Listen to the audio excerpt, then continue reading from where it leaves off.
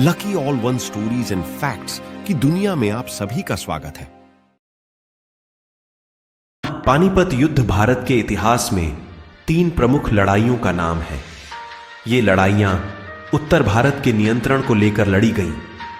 पानीपत की पहली लड़ाई 21 अप्रैल 1526 को दिल्ली के सुल्तान इब्राहिम लोदी और बाबर के बीच लड़ी गई थी।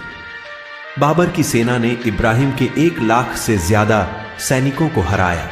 इस प्रकार पानीपत की पहली लड़ाई ने भारत में बहलुल लोदी द्वारा स्थापित लोदी वंश को समाप्त कर दिया। पानीपत की दूसरी लड़ाई 5 नवंबर 1556 को उत्तर भारत के हिंदू शासक सम्राट हेमचंद्र विक्रमादित्य और अकबर की सेना के बीच पानीपत के मैदान में लड़ी गई थी। अकबर के सेनापति खान जमान और बैरम खान के लिए यह एक निर्णायक जीत थी। इस युद्ध के फलस्वरूप दिल्ली पर वर्चस्व अकबर के हाथों में आ गया। पानीपत की तीसरी लड़ाई 14 जनवरी 1763 को उत्तर भारत के 3 मुगल सम्राटों शाह आलम द्वितीय, मिर्जा मोहम्मद और शुजाउद्दौला और मराठा साम्राज्य के बीच पानीपत के मैदान में लड़ी गई थी। मराठा साम्राज्य के लिए यह एक विनाशकारी हार थी। इस युद्ध के फलस्वरूप मराठा शक्ति में भारी गिरावट आई और उत्तर भारत में मुगल साम्राज्य की पुनर्स्थापना हुई। पानीपत की तीनों लड़ाइयां भारत के इतिहास में महत्वपूर्ण मोड़ साबित हुई।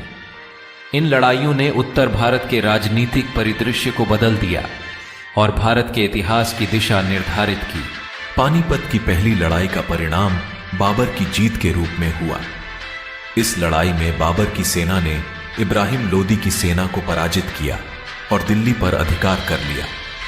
इस जीत के साथ ही बाबर ने भारत में मुगल साम्राज्य की नींव रखी।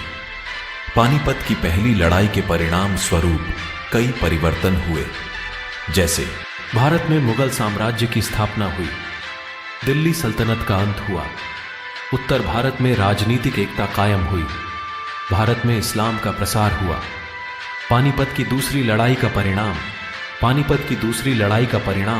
अकबर की जीत के रूप में हुआ। इस लड़ाई में अकबर की सेना ने हेमू की सेना को पराजित किया और दिल्ली पर अधिकार कर लिया। इस हार के साथ ही मराठा साम्राज्य में भारी अस्थिरता आई और उसकी शक्ति में भारी गिरावट आई। पानीपत की तीसरी लड़ाई के परिणाम स्वरूप परिवर्तन, मराठा साम्राज्य की शक्ति में भारी गिरावट आई, उत्तर भारत में मुगल साम्राज्य की पुनर्स्थापना हुई, भारत में राजनीतिक अस्थिरता बढ़ी।